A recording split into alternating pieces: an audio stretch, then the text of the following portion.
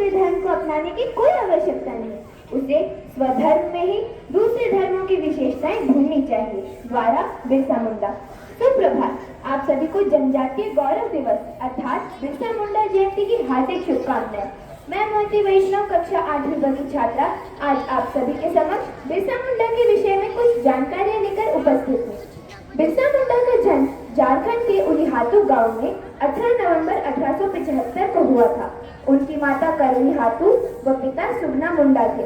बड़े होते होते उन्होंने यह जान लिया कि ब्रिटिश सरकार आदिवासियों को किसी अन्य धर्म में परिवर्तित करके उनसे उनकी संस्कृति और जंगल छीनना चाहती थी। इसलिए उन्होंने अपना एक धर्म बनाया जिसका नाम था बिरसाई।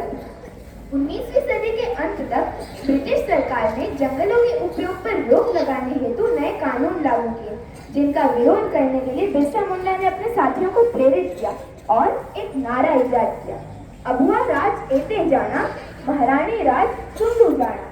अर्थात महारानी का शासन खत्म हो और हमारा राज्य स्थापित हो। इसी के साथ मुंडा जनजातीय क्षेत्रों में मुंडा राज्य की स्थापना हुई, जिसका एकमात्र मकसद था टीकू अर्थात बाहरी नुकसानकारी ताकतों को खदेड़ना, जैसे स्वयं ब्रिटिश सरकार। 1895 में उनकी क्रांति को देखकर ब्रिटिश सरकार ने उन्हें कैद किया और 1897 में रिहा कर दिया गया। तत्पश्चात वे खुले आम क्रांति करने लगे। 1900 में उनकी रहस्यमय तरीके से मृत्यु हो गई, परंतु उनके द्वारा की गई क्रांति ने ब्रिटिश सरकार के मन में यह डर बैठा दिया था कि आदिवासियों को कम आंकना एक बड़ी भूल हो सकती है। बिरसा मुंडा सदैव सतयुग अर्थात पुराने सत्यपूर्ण एवं स्वर्णिम काल को वापस लाने की बातें करते हैं।